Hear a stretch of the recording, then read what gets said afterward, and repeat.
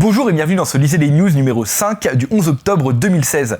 Aujourd'hui, on va parler rapidement de ce qui s'est passé avec Yahoo, dont j'ai parlé la semaine dernière. Et ensuite, on va faire un gros dossier sur les assises de la sécurité auxquelles j'ai participé il y a une semaine de ça.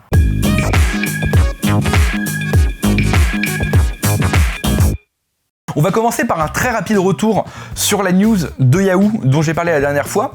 Parce qu'il y a une petite mise à jour maintenant. Donc, pour rappel, Yahoo avait fait fuiter plus d'1 milliard de comptes dans la nature, malgré lui, et il était en plein rachat par Verizon. Le truc, c'est que Verizon a décidé de demander une ristourne d'1 milliard de dollars. Comme j'avais dit, ça s'annonce vraiment pas très bien pour Yahoo. Genre, ça va être pas mal être la merde. On va attaquer par le gros du sujet avec les assises de la sécurité 2016. C'est un gros événement qui se passe tous les ans, qui dure 3 jours et qui se passe à Monaco. Ce qui est intéressant, c'est que ça réunit tous les gros éditeurs de sécurité en France, ainsi que tous les décideurs de sécurité, que ce soit les responsables de sécurité de systèmes d'information, ou alors il y a même des DSI, et il y a aussi des boîtes de consultants spécialisés en sécurité. Comme j'ai déjà dit la dernière fois, ou je sais plus trop exactement où, j'en ai profité pour interviewer plein de différentes personnes, que ça soit des responsables sécurité, des éditeurs, des consultants et même des journalistes, afin d'essayer de faire de mon documentaire dont j'ai parlé la dernière fois.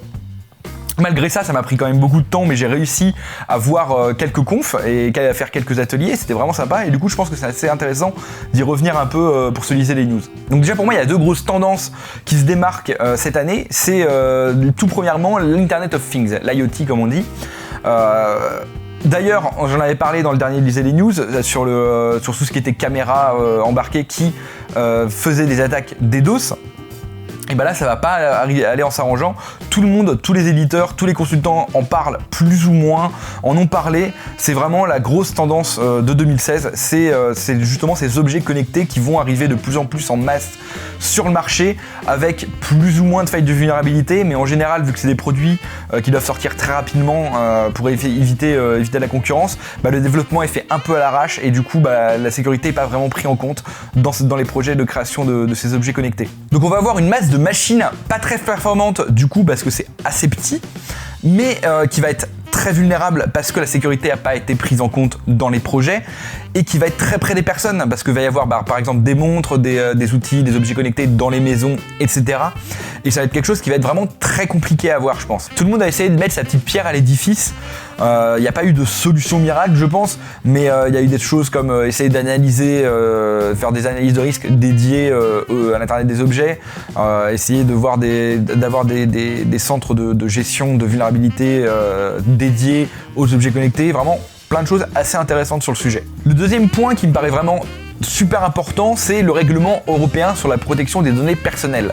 C'est un règlement qui va être appliqué en mai 2018. Pour moi, il y a deux points qui vont être super important pour justement améliorer la protection des données personnelles. Le premier point, déjà, ça va permettre de responsabiliser davantage les personnes, les entreprises qui traitent les données personnelles. Ça va être vraiment super intéressant parce que on va vraiment leur demander de garantir constamment la sécurité des données personnelles pour qu'elles ne soient pas exposées sur Internet, par exemple.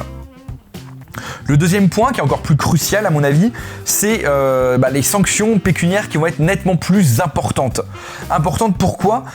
C'est des sanctions qui peuvent aller jusqu'à, par exemple, des amendes de 4%, jusqu'à 4% du chiffre d'affaires de l'entreprise, et on parle même d'arriver jusqu'au pénal des fois.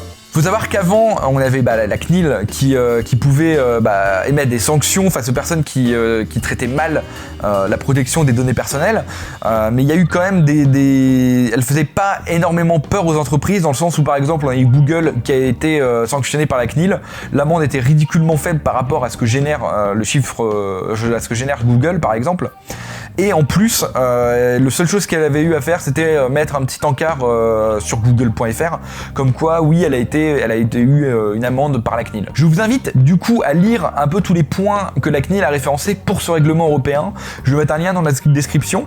Je vous invite fortement à le lire, c'est vraiment super intéressant, et savoir qu'est-ce qui va se passer dans les 2 prochaines années à venir. Et surtout, on va voir beaucoup d'entreprises qui vont galérer plus ou moins à essayer de se mettre en conformité par rapport à ce règlement. Je pense que ça va améliorer le niveau de sécurité général, et ça va vraiment être très très bien. Ensuite, comme chaque année, durant le deuxième jour des assises, il y a une plénière à la fin d'une personnalité qui n'est pas vraiment dans la cybersécurité. On a eu cette fois Cédric Villani, qui est un mathématicien qui a reçu la médaille Fields, donc un peu l'équivalent du prix Nobel en 2010, et qui nous a fait toute une conférence sur le sujet, une comparaison entre la cybersécurité et le monde de la recherche en mathématiques. Pour le coup, il a fait pas mal de parallèles qui étaient assez intéressants, dans le sens où par exemple, c'est assez difficile de recruter des mathématiciens, comme quoi c'est aussi difficile de recruter des gens performants en cybersécurité, notamment en pentest. On a aussi pas mal de techniques qui sont assez pointues, qui sont vraiment spécifiques au milieu, et plein de choses comme ça. Vraiment, les comparaisons étaient assez bonnes et faisaient pas mal réfléchir sur comment essayer d'améliorer les deux mondes entre la mathématique et la cybersécurité. Un autre point qui était vraiment intéressant, il a parlé de ces, comme il appelle, les galères joyeuses dans tous ces moments de recherche, notamment pour sa thèse. Et c'était vraiment super intéressant de voir comment il s'est démerdé avec tous les points de galère qu'il a pu recevoir, là où les moments où il a buté, les moments où il a réussi à enfin trouver quelque chose, etc. C'est vraiment super cool cette conférence, et je vous invite en tout cas à regarder. Je sais que sur YouTube il a fait plein d'autres conférences, vous pouvez les trouver sur YouTube, c'est Cédric Villani, je vais le mettre par là, et c'était vraiment super intéressant. Allez regarder ce qu'il fait, c'est super cool. Bon, évidemment, durant ces 3 jours, j'ai fait énormément d'interviews, je crois que j'en ai fait 12 ou 13 à peu près, et j'ai fait pas mal de plans d'illustration pour le documentaire, ça m'a pris vraiment vachement de temps, du coup j'ai pu voir que 2 ou 3 conférences, surtout sur les 3 jours, parce que j'avais vraiment j'étais pris entre soit faire des interviews, soit faire des plans d'illustration, c'était vraiment que ça. Donc du coup, je vous prépare ce documentaire pour je sais pas quand j'aurai fini de traiter tous les rushs. Ça va prendre vraiment beaucoup de temps, je pense. Déjà, il va falloir que je traite les rushs, après que j'essaie de les assembler et que je fasse vraiment un documentaire. Je pense que je vais viser le 30 minutes, si ça va être assez ou pas. Je sais pas en fait combien de temps ça va mettre, mais ça va être assez conséquent, je pense. Et j'espère, je vais tout faire pour faire un truc vachement cool. Et voilà. Bon, je vous dis à la semaine prochaine. En tout cas, je vous fais des gros bisous et salut!